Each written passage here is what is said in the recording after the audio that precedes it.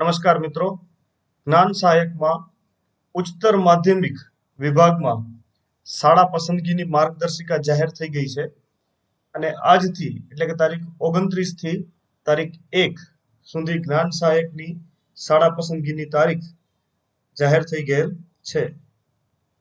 કેવી રીતે સ્કૂલ પસંદ કરશો, શું પ્રક્રિયા છે, કયા સ્ટેપ છે, શું મોબાઈલમાંથી શાળા પસંદગી થઈ શકશે, શું મોબાઈલમાંથી આ પ્રક્રિયા થઈ શકશે?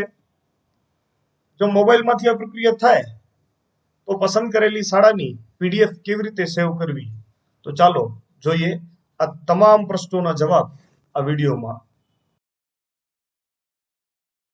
સૌપ્રથમ ગૂગલ ઉપર જઈ અને SSA જ્ઞાન સહાયક લખતા પહેલી જ લિંક જ્ઞાન સહાયક પ્રાથમિક, માધ્યમિક અને ઉચ્ચતર માધ્યમિકની મળી રહેશે, જે ssa.gujarat.org નામની લિંક છે। એ લિંક પર જતા કંઈક આ પ્રમાણેનો તમને SSA જ્ઞાન સહાયક માટેની સાઇટનો તમને વેબ પેજ મળશે। એ વેબ પેજમાં સ્ક્રોલ કરતા સૌથી નીચે આવશો તો કંઈક આ મુજબ જ્ઞાન સહાયક ઉચ્ચતર માધ્યમિકની અરજી માટે અહીંથી લોગિન કરો, આ મુજબ લખેલું હશે। અહીં ઉચ્ચતર માધ્યમિકમાં રજીસ્ટ્રેશન કરેલું હોય અને તમારું નામ પીડીએફમાં આવેલું હોય તો અહીં ક્લિક કરશો એટલે લોગિન અને રજીસ્ટ્રેશન બતાવશે। મોબાઈલમાં કેવી રીતે સર્ચ કરવું, તો ગૂગલ ક્રોમમાં જઈ અને SSA જ્ઞાન સહાયક લખતા જે લિંક મળશે એ પહેલી જ લિંકમાં આ પ્રમાણેનો યુઝર ફેસ મળશે।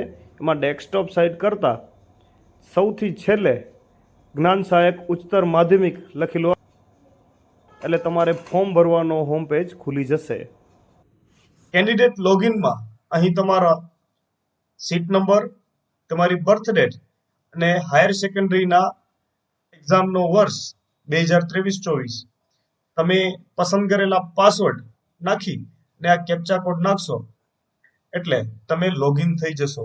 જો તમે તમારા પાસવર્ડ ભૂલી ગયા હો તો ફોરગેટ પાસવર્ડ ઉપર ક્લિક કરી અને તમે તમારા પાસવર્ડ રીસેટ કરી શકો છો।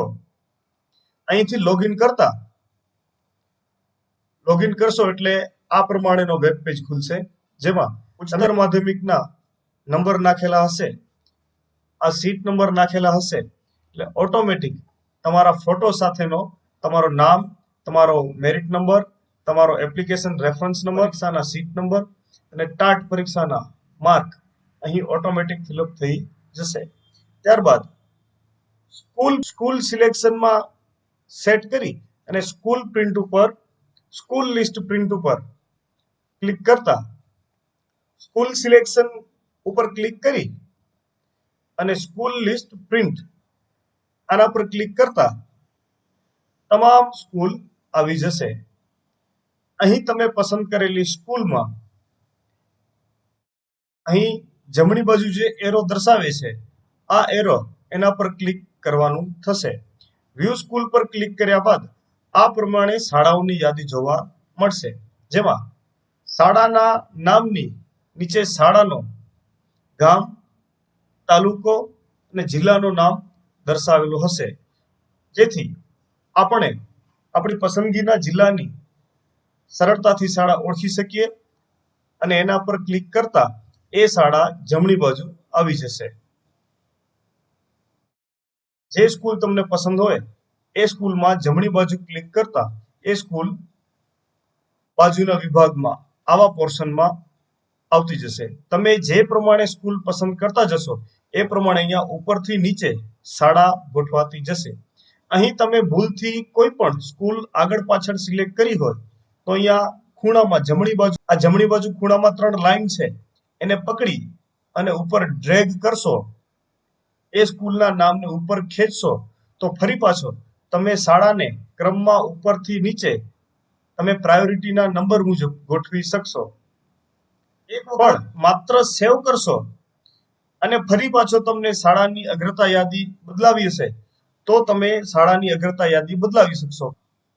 આ પ્રમાણે તમારી સ્કૂલનું લિસ્ટ થતો આવશે। સેવ અને કન્ફર્મ હમણાં નથી કરવાનું, માત્ર સેવ જ કરવાનો છે। શાળા સિલેક્ટ કરીને સેવ કરવાનો છે. સેવ અને કન્ફર્મ હમણાં કરશો તો પછી તમે આ સ્કૂલની યાદીમાં કોઈ પણ ફેરફાર કરી શકશો નહીં. માત્ર સેવ કરશો તો શાળાઓ બદલાવી શકશો, અને શાળાઓ એકવાર ગોઠવાઈ ગયા બાદ, ફાઇનલ યાદી જોઈ લીધા બાદ સેવ એન્ડ કન્ફર્મ ઉપર ક્લિક કરશો. સેવ અને કન્ફર્મ ઉપર ક્લિક કરશો તો પછી કોઈ પણ શાળા કન્ફર્મ ઉપર ક્લિક કરશો એટલે તમારી શાળાઓ બધી સેવ થઈ જશે, તમારો ફોર્મ કન્ફર્મ થઈ જશે.